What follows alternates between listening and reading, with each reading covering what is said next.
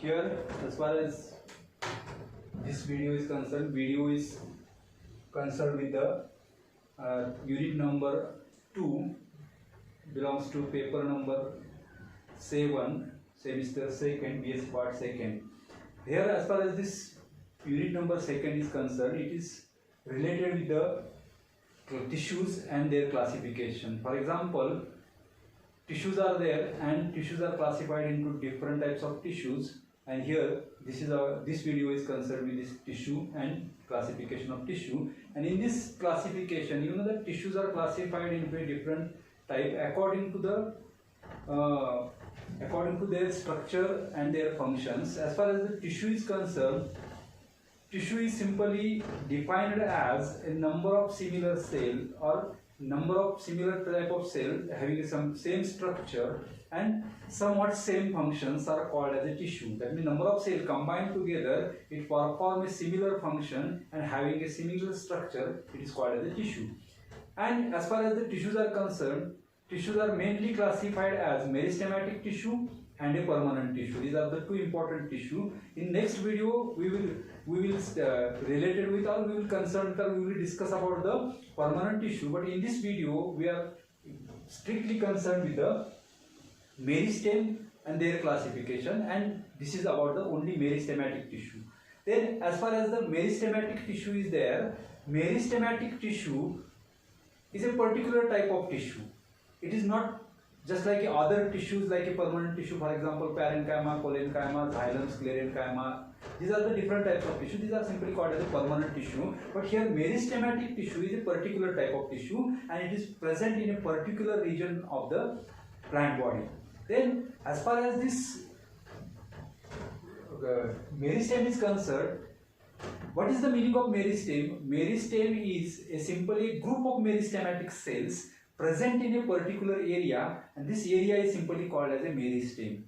For example, here is the apical meristem. That means in this apical meristem, a group of meristematic cells are present and they form a typical area, and the area is called as the apical meristem. Sometimes meristematic cells are present in this nodal region and it forms a ring-like structure. It is called as the intercalary meristem. Or sometimes meristematic tissue is present at the lateral side of stem or a root. At that time it is called as the lateral meristem. That means a meristematic cell, group of meristematic cell, it is present in a particular area. The group of cells is called as a meristem. And what is the meaning of meristematic cell, or what is the function of meristematic cell? Meristematic cells are having a particular structure. They are having sometimes polygonal or hexagonal in nature, a thick-walled cells. Sometimes they are compactly arranged, and these cells are having a dense cytoplasm, a prominent large nucleus, and these meristematic cells are having a particular function, that is cell division, and the cell division is particularly a mitosis. That means a vegetative cell division. That means meristem is responsible for vegetative cell division. That means cells are divides and redivides. The division takes place in a particular region. Thus, only meristematic cell is having a capacity, or the cell is capable of dividing, and it is simply called as cell division. The cell division is a mitosis, and the cell mitosis means it is somatic cell division. Vegetative cell division takes place at the development of vegetative organ like stem, root and leaves. That means at the time of mitosis, this cell division takes place, and this cell division is only because of meristematic cell. That means meristematic cells are having only one function, that is cell division. Then as far as this meristematic cell, it forms a group, it is called as a meristem. Here we are concerned with the classification of this meristem. The classification of meristem depends upon a different criteria. For example, classification of meristem can be developed according to the position of meristem. In your syllabus, this is the classification included in your syllabus, that is the meristematic classification according to the position of meristem. Second classification is depend on the origin of meristem. Third classification is depend on the structure of meristem, and fourth classification is depend on the function of meristem. That means meristems can be classified according to the position in the plant body, in the plant organ, according to the structure of meristem, according to the function of meristem, and according to the origin of meristem. And meristems are same, but it is classified according to different criteria and named after their criteria. For example, this is the meristemity classification according to the position which are included in your syllabus. That is, meristems are classified as apical meristem, intercalary meristem and lateral meristem. This is three types of meristem present in the plant organ. It may be root or it may be shoot, and these meristems are classified as apical meristem, intercalary meristem and lateral meristem. Here this meristematic classification is according to the position of the meristem, and that means if suppose the meristem is present in the apical region, simply it is called as apical meristem.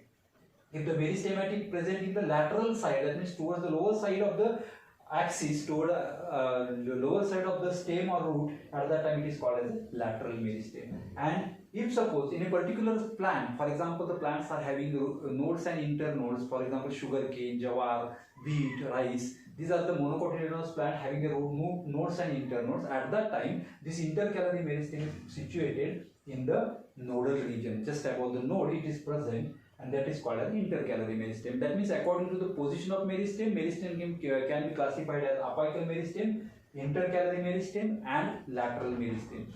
As far as the apical meristem is concerned, the meristem is present at the tip of the root and shoot. For example, at the time of mitosis, we are simply collect the root of onion for the mitosis at the time of practical. The tip is only having a meristematic cell, and hence we are taking the tip only for the preparation of slide of mitosis. That means apical meristem, it contains a meristematic cell, and the meristem is present at the apex of root and shoot. The cells are responsible for cell division. Apical meristem, it is responsible for increasing the length of that axis. That means length of the stem or root. Stem and root length is only due to the apical meristem. It is present in both dicot and monocotyledonous plant or any type of plant body. Apical meristem is generally present in all tips, all twigs, all branches and main shoot also, main root also. That means in all vegetative organ at the tip the meristem is present, that is apical meristem, and it is responsible for increasing the length of axis. That means length of axis increases only because of apical meristem.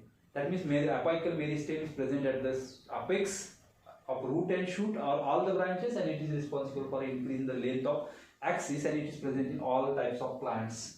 Then second meristem is the lateral meristem, which is situated at the lateral side, towards the lower side. And this lateral meristem, it is named after, it is present at the lateral position, that means it is lower side of the axis, and this lateral meristem is having a name that is called as a cambium. It is having a ring-like structure in the shoot and root, and the name is a cambium, and the cambium is simply a lateral meristem. You know that lateral meristem is of two types, that is called as vascular cambium and cortical cambium.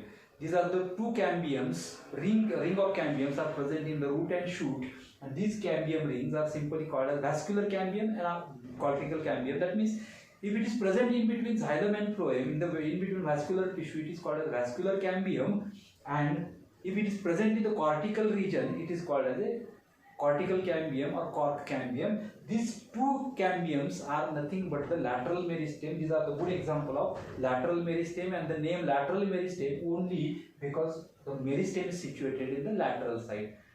These two cambiums are responsible for increasing the thickness of axis, thickness of stem and root, diameter of stem and root. That means diameter of stem and root increases only due to the lateral meristem. That means apical meristem is responsible for increasing the length of stem and root, and lateral meristem is responsible for increase in the diameter of stem and root.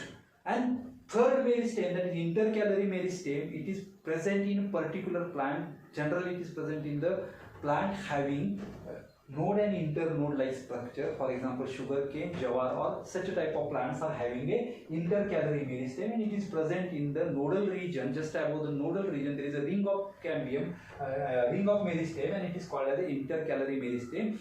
This intercalary meristem is having a particular function. It is not active all the times, it is active at some particular time. For example, if the plant lodging takes place at that time. This intercalary meristem recovers the lodging of plant. That means anti-lodging takes place only due to the intercalary meristem. That means intercalary meristem recovers the lodging of plant. The plant becomes erect only due to the intercalary meristem, and this is situated in the nodal region. That means according to the position of meristem, the classification of meristem is that it is apical, intercalary and lateral meristem. Apical meristem situated in the apical region, lateral meristem situated in the lateral region, and the lateral meristem, the good examples are vascular cambium and cortical cambium. Intercalary meristem is present in a particular plant, and it is present in only node, where the plant having a node and internodal like structures. This is about the classification of meristem, and generally the meristem is a group of meristematic cell, and meristematic cells are having a ability of cell division, that is